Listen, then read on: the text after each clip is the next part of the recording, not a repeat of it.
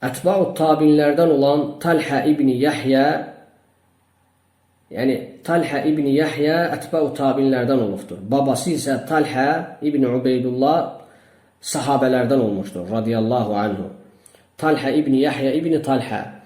Talhə deyir ki, nənəm, yəni babası Talhənin zövcəsi Su'də binti Avf Əl-Muriyyə bir dəfə mənə bir şey danışdı.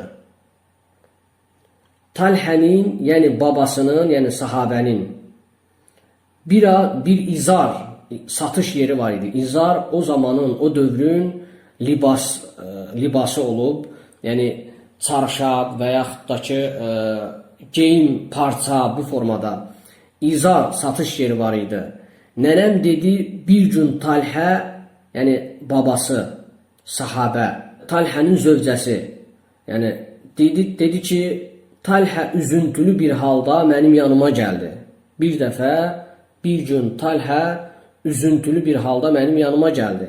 Mən dedim, üzündən görünən bu kədər nədir belə? Səni narahat edən hal nədir? Sənə bir köməklik etməyimi istəyirsənmi? O dedi ki, yəni Talhə dedi ki, xeyr.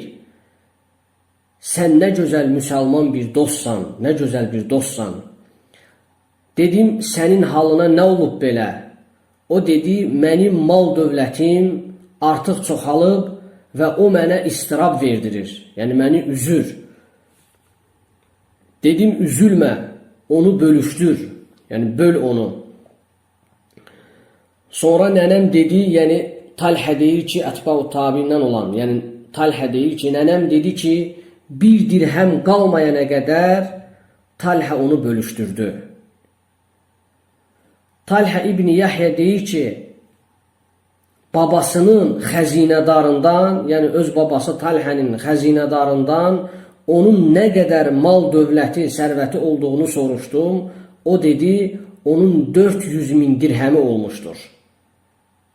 Bu əsəri Əbu Nəim Hilyətül Əvliya əsərində zikr etmişdir.